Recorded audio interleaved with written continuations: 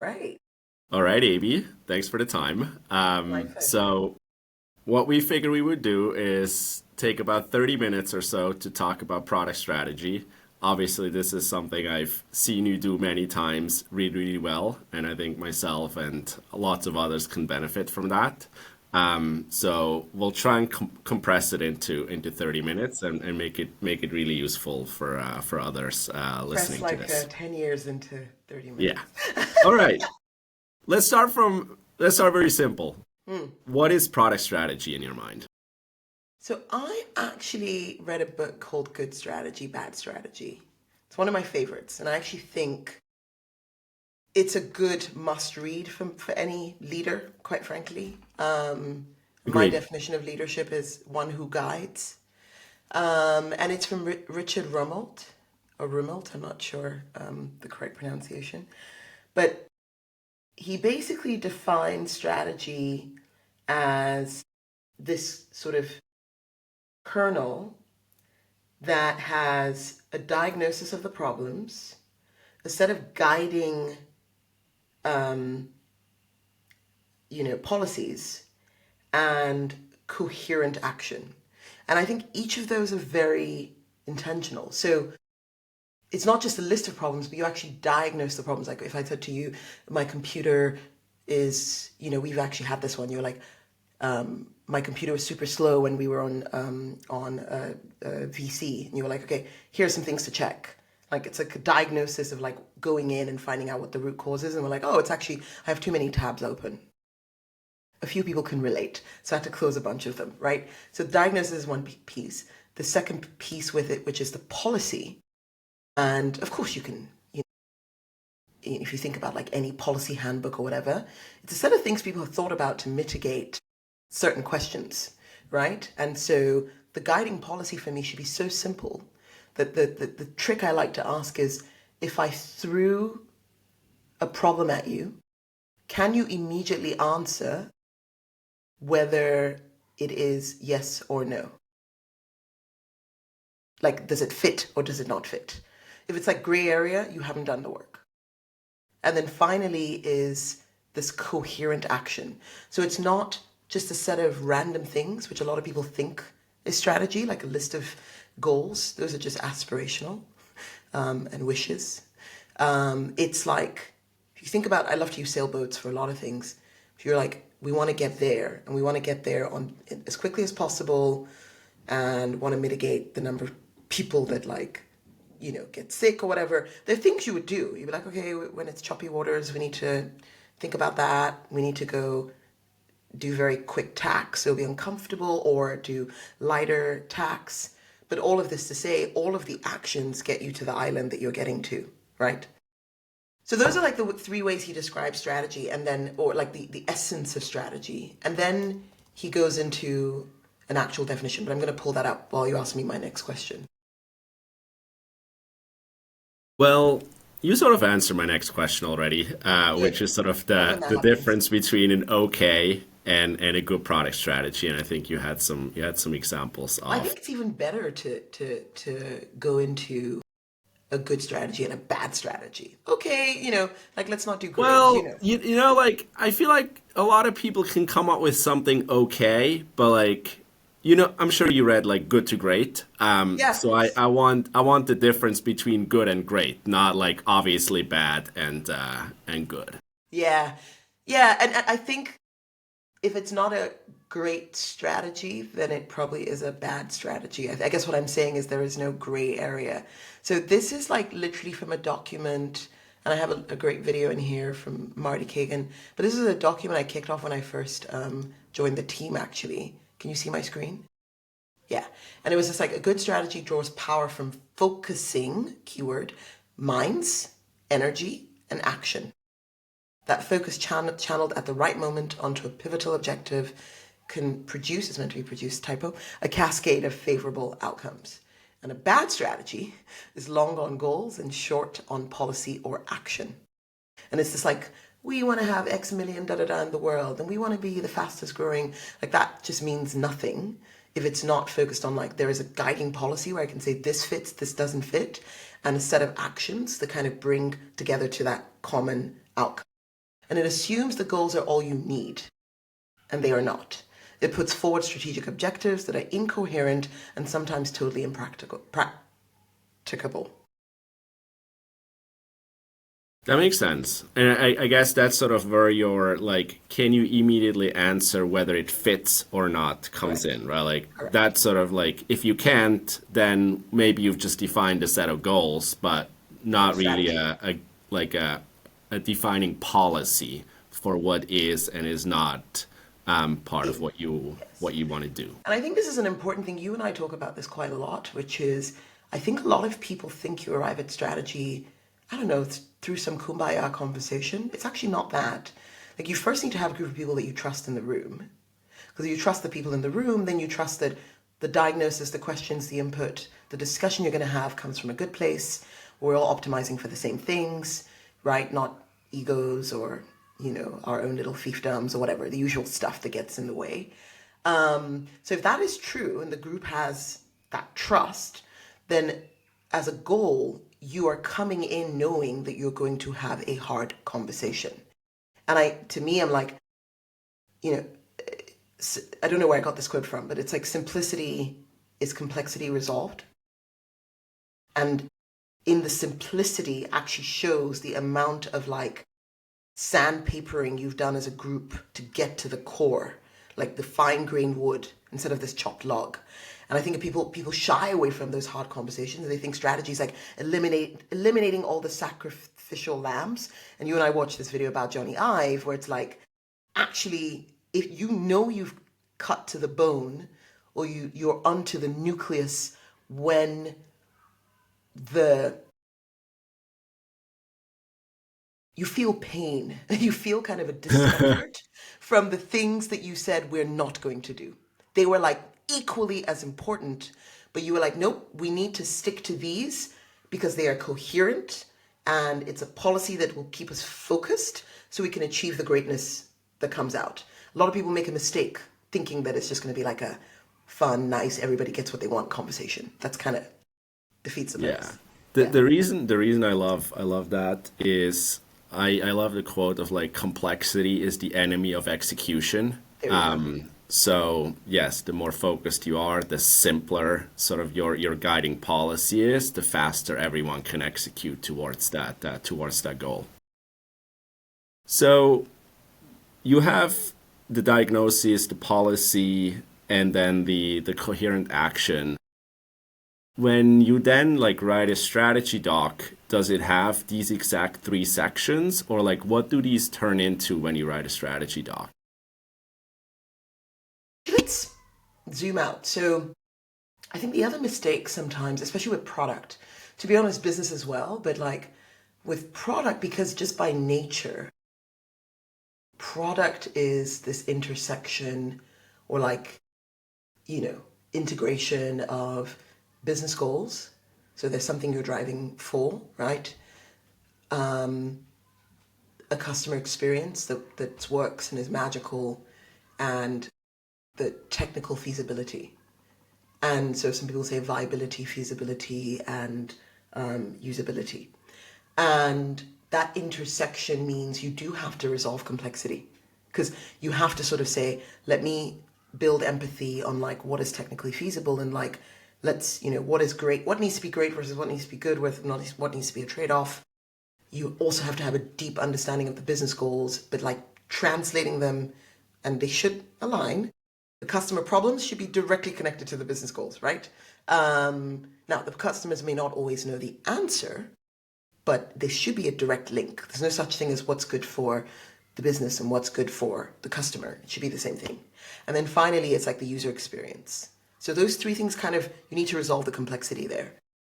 And I think, Sorry, let's restate that. yeah, Business goals, yeah, customer goals, customer experience, customer experience, experience, and and technical feasibility. technical Yeah. feasibility. Otherwise, I think the idea framework is usability, feasibility, and viability. So viability, somebody's actually going to pay money for it. Feasibility, we can actually build the thing, it's doable. And usability is like the experience. So that's product.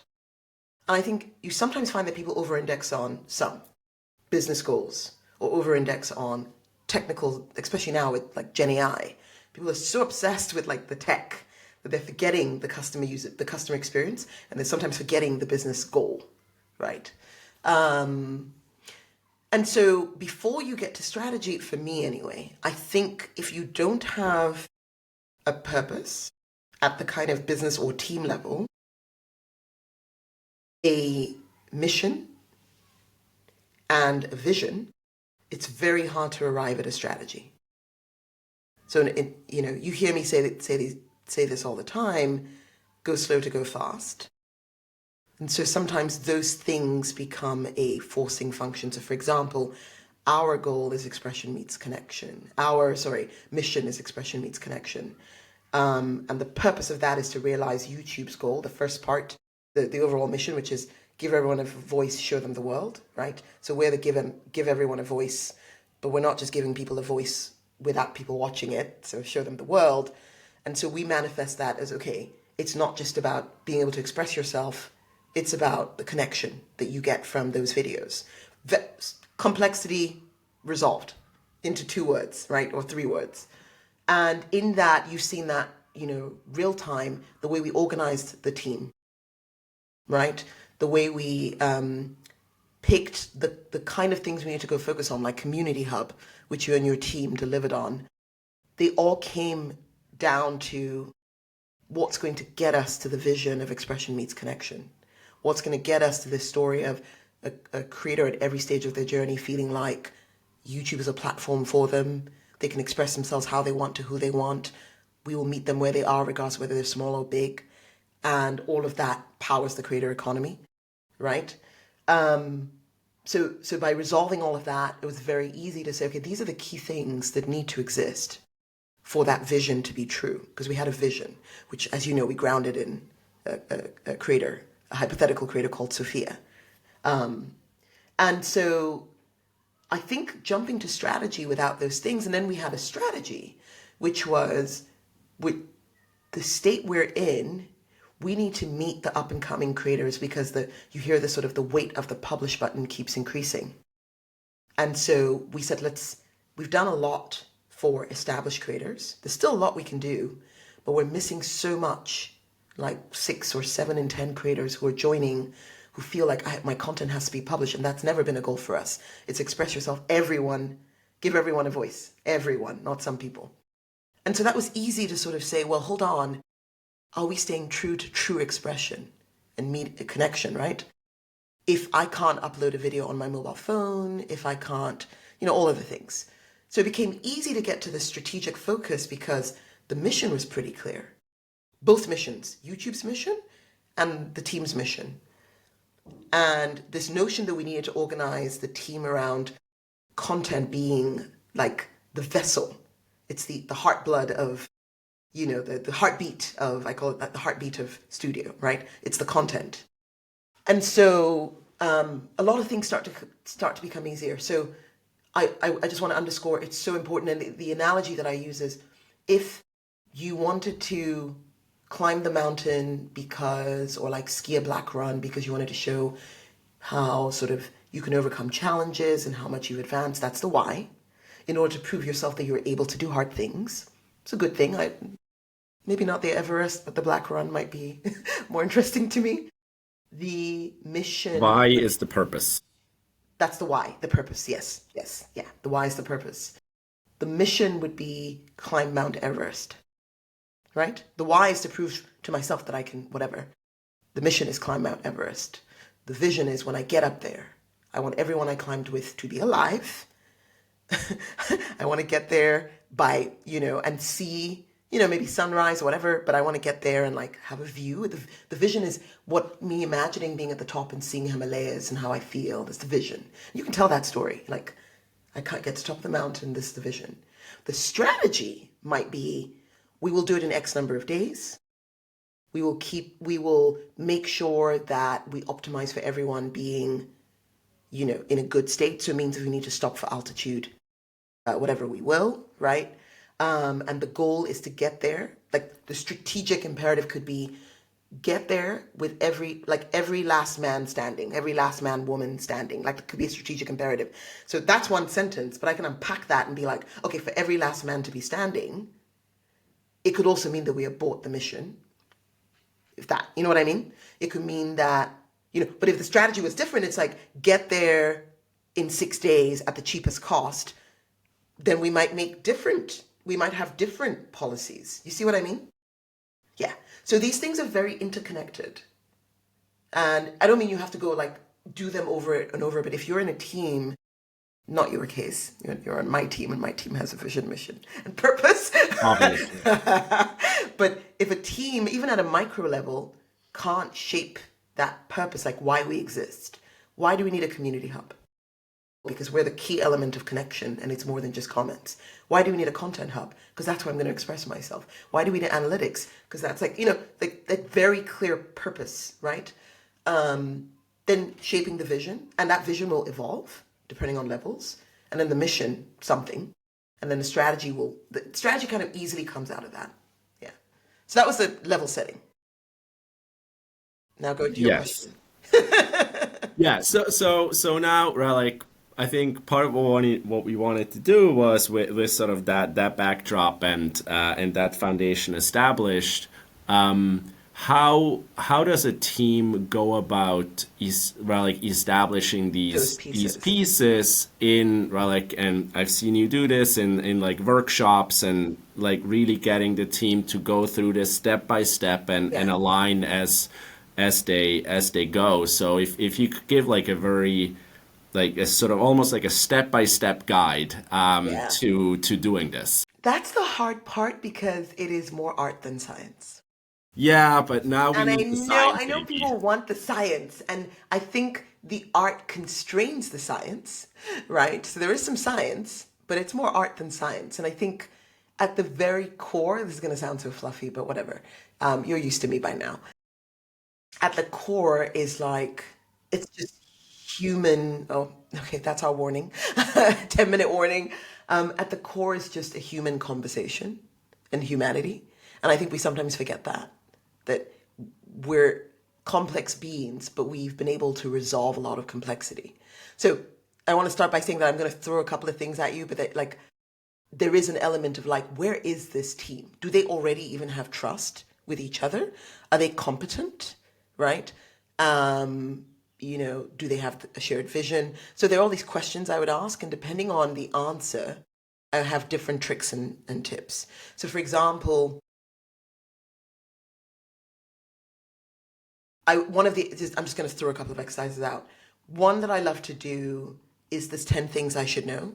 Or for example, the version we did on Friday where I say if there's one problem you could focus on, what would it be? And I've just forced you to stack rank all your problems, right? And I also make sure, I believe a big chunk of leadership is creating and holding space. So you're not the loudest voice in the room.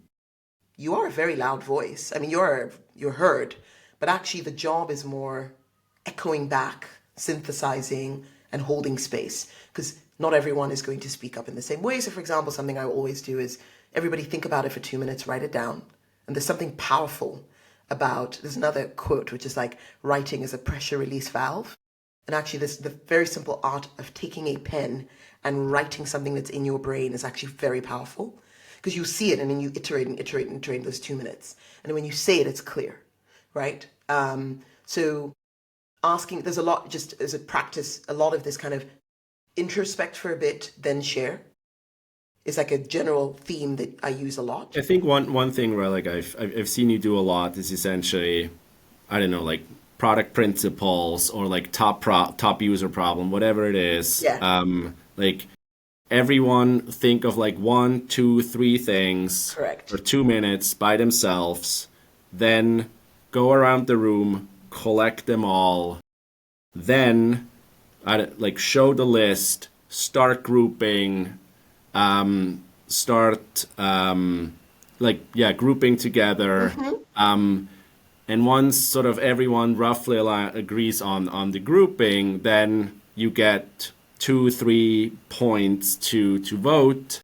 Everyone gets to vote. We get a top list, and I found that to be a good way to like drive towards alignment. And obviously, in the end, anyone who's like hell no, they can speak up. But for the most part, people seem to like coalesce around a priority list with that process? Well, I think I've done a very good job on coaching. You've seen it yourself. So in a way, you just played it back. You just played it back to me. So this is wonderful. But it's not always. So for example, there are times when I feel like the team needs more inspiration, and I will spend more time on an exercise of actually sketching, like going wide, right? Because sometimes I want to actually help people unleash the pit in the stomach, like just go wild.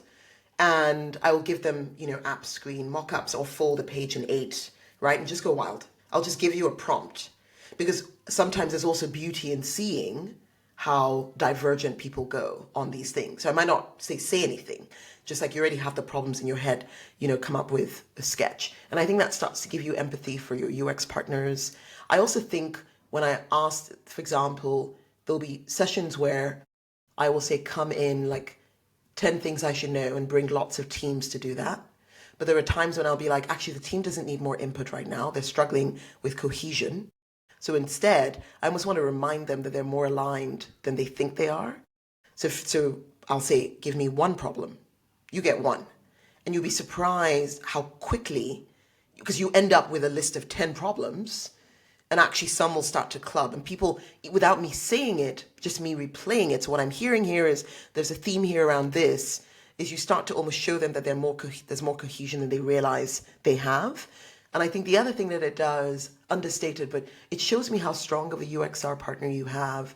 Like, I love it when, like the session we had on Friday, where a lot of you were saying the same thing. And I'm like, that's your UXR subtly infusing you with creator empathy, right? Even though it's not always easy to like put your finger on it, it's clearly kind of percolated, like in there. So I think there are couple of things, yes. So generally one theme across all of them is some notion of what are the top problems, and depending on how cohesive I feel the group is. So for example, at my level, we've done this 3-4 years in a row, right? That I actually go broad. I'm like, give me 5 problems. Because actually what usually happens is 3 or 4 out of the 5 will be completely aligned. And then we spend time more talking about why did you have that divergent one, and is there something we're missing? So it creates this shared context building. But for a team where there's not a lot of cohesion, I actually don't need you guys having, if I did 3 times 10 people, we're at 30. That's much harder to resolve than 1 each. And then what's missing? And sometimes you're like, I see something, sometimes you hear silence. So that's one piece that I think is always in all of them. Another piece, sometimes it's a sketch, like I said, but sometimes it's if this thing is successful, or if we get where we want to be, what's the headline that you expect? So there's something in like telling the story of where you want to be, which I think in our lives, in our careers, and we don't do enough of that. Like, let me project myself into the future. What's the future I want to see? And I think by being intentional about that, sometimes the journey, the road shows itself. But very few people think about that. They just think about some, honestly, quite useless goal that you can't, it's not really it's not, I want to be at 56 degrees north and whatever west, and, an island with sand and Bermuda, whatever. It's not that crisp. It's like some lofty thing that could be like, it could be an island in Indonesia, it could be an island in the Caribbean, right? That's not what we want. So, What would you like, hypothetical scenario? Um, what would you do if the team is like misaligned? Let's say the team has spent a bunch of time trying to like align on a I don't know, on a strategy or on a plan for like the next year, but there just seem to be like differing points of view. Like, how would you go about like trying to resolve that? easier than it looks. Give people the space to actually talk it out. And not talk it out to, there's talk it out to feel heard. That's one dimension, which is very important. There's talk it out to rationalize my point of view. Are you okay? Yeah. Okay. To rationalize my point of view, like why I think what I think. And I think the healthy thing to come out of that is curiosity. So as I say, hey, I believe we should da da da da da da, I'd be like, I'm not sure I agree with that. I'd love to understand why. Or depending on trust levels. Like if trust level's not that high, maybe don't start with, I don't agree. But I think with like my partners, I want to get to a stage where I'm able to say like, that doesn't sit well with me. Like, why are you saying that? But actually there's actually a fantastic podcast you should listen to. Ami Vora, who used to be at WhatsApp, and it was actually Andrew Boz who said something about her approach, and it's like she made you feel like she was genuinely curious because she was, right? So when you said something that she disagreed with, she made you feel like she genuinely, because she did, wanted to understand. She wanted to learn something new. And I think that's a perspective that is so hard for people because we sometimes get into our egos and it's like, I'm listening to you to build my argument to defend versus I'm actually listening to you to understand what you're saying. And I think that's what I would do. Like I would do that enough time. And believe it or not, when it's set up correctly, I don't think it takes more than a day. Max, not even half a day. Like I can show you many examples in our team where we just bring the team together for 2 hours and it's resolved, right? But it's actually usually, you're not able to moderate in a way where it creates the space and able to like what needs to go in a parking lot versus not.